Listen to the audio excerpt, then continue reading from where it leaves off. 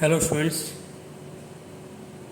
अब इस प्रोग्राम के अंदर मैं आपको बताने वाला हूँ कि जब आप एक फॉर्म बनाते हैं और फॉर्म में कोई इन्फॉर्मेशन को फिल करते हैं, जैसा कि हमने पीछे जितने भी फॉर्म बनाए और उनमें हमने टेक्स्ट बॉक्स के द्वारा इन्फॉर्मेशन फिल की या चेक बॉक्स के द्वारा इन्फॉर्मेशन दी, रेडियो बटन के द्वारा दी, तो उस इन्फॉर्मेशन को हमें सबमिट करवाना पड़ता है। चाहे वो इन्फॉर्मेशन आपकी सर्वर पे सबमिट हो या फिर अगर आप उसको सबमिट नहीं भी कर रहे, जैसा कि हम यहाँ पर अभी इस प्रोग्राम के अंदर क्या करेंगे, सबमिट बटन बनाएंगे, लेकिन अभी वो इन्फॉर्मेशन सबमिट नहीं होगी सर्वर पे क्योंकि हमने उसको अभी ऑनलाइन अपलोड नहीं किया है। लेकिन फिर भी मैं आपको ये बता रहा हूँ कि जो सबमिट बटन है वो बनेगा कैसे। तो एक तो आपको मैं ये बताऊंगा कि सबमिट बटन कैसे बनेगा और एक आपको ये बताऊंगा कि रीसेट बटन कैसे बनेगा। आपके सिलेबस में दो बटन है, सबमिट एंड रीसेट बटन। तो पहले आपको वेब पेज दिखाता हूँ कि सबमिट और रीसेट बटन होते क्या हैं।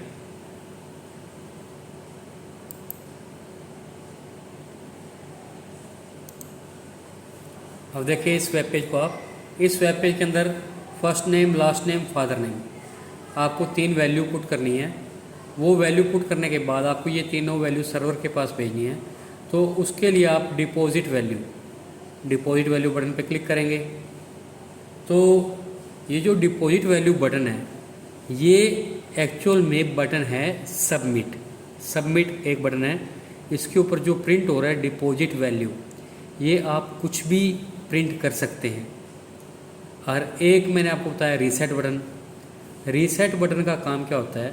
मान लो आपने इन तीनों फील्ड में वैल्यू पुट कर दी है, तीनों बटन में वैल्यू पुट करने के बाद आप ये चाहते हैं कि ये वैल्यू आपको नहीं एंटर करवानी, सर्वर पर सेंड नहीं करनी, कैंसिल करना है आपको, तो आप रीसेट बटन बनाएंगे। अब रीसेट बटन तो आपका बन जाएगा, लेकिन उसके ऊपर आपने रीसेट बटन के ऊपर प्रिंट क्या करना है वो आप अपनी मर्ज़ी से कुछ भी प्रिंट कर सकते हैं। जैसा कि हमने रीसेट बटन के ऊपर कैंसिल प्रिंट कर दिया है, तो हम यहाँ पर कैंसिल बटन तो आपका रीसेट ही है, तो देखने के तौर पर हम कह सकते हैं कि कैंसिल बटन बन गया। तो मैं आपको ये दोनों बटन काम करके दिखाता हूँ।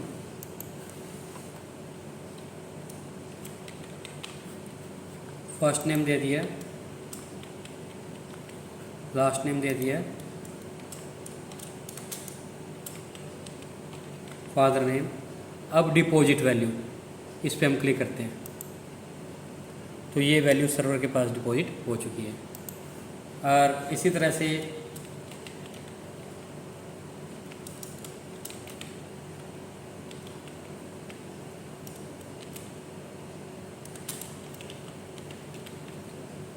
अब हमने ये जो वैल्यू दी है, हम चाहते हैं कि ये वैल्यू सर्वर के पास अपलोड ना हो, तो उसके लिए हम कैंसिल बटन पे क्लिक करेंगे।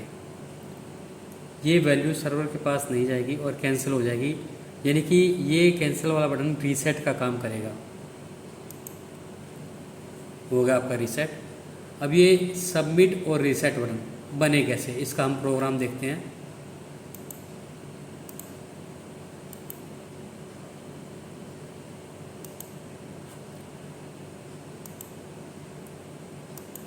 एक तरफ हमने वेब पेज ओपन कर दिया, एक तरफ प्रोग्राम।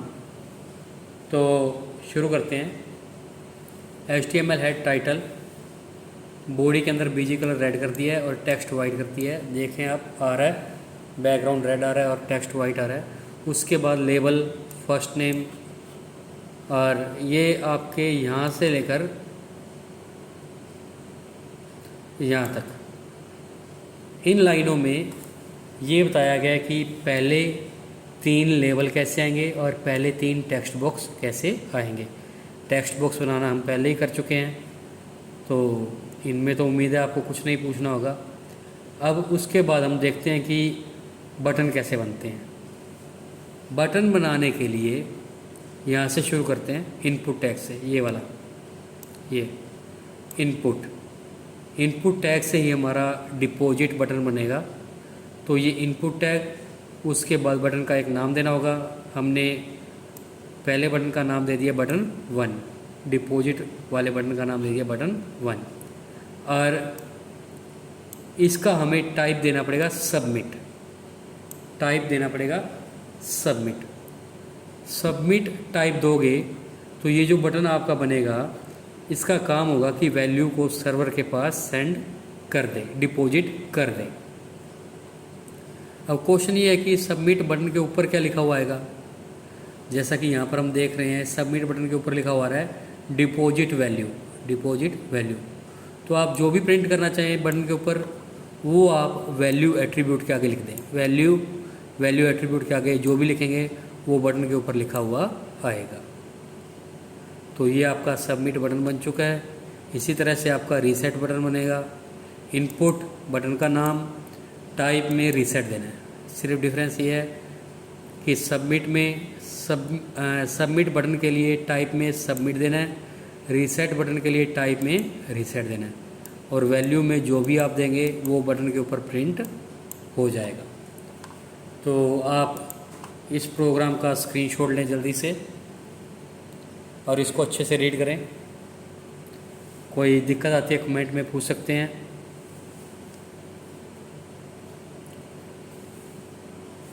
तो ये आपका लेसन 5th चल रहा है, फॉर्म्स एंड फ्रेम्स।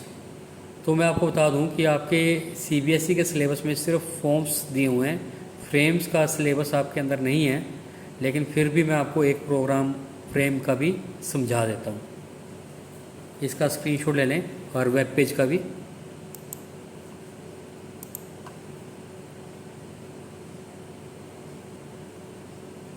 ले लिया होगा स्क्रीनशॉट। तो चलिए थोड़ा फ्रेम के बारे में आपको बता देता हूँ मैं।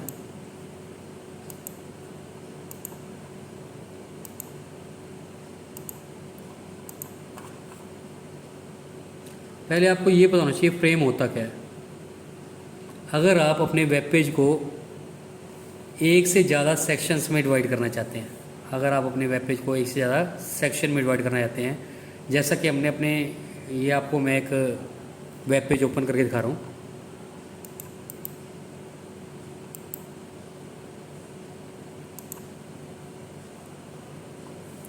अब इस वेब पेज को हमने 2 सेक्शंस में डिवाइड कर रखा है और दोनों सेक्शन आपके वर्टिकली डिवाइड हैं।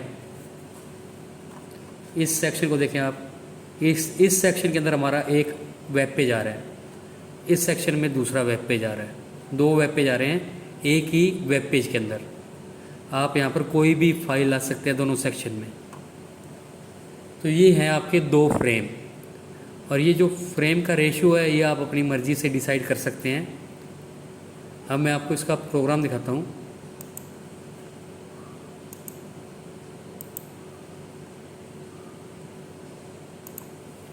ये प्रोग्राम है HTML head title frame set. Frame set के द्वारा आप ये डिफ़ाइन करते हैं कि आपको अपने वेब पेज को कितने सेक्शन में डिवाइड करना है और उन सेक्शन का रेशो क्या हो।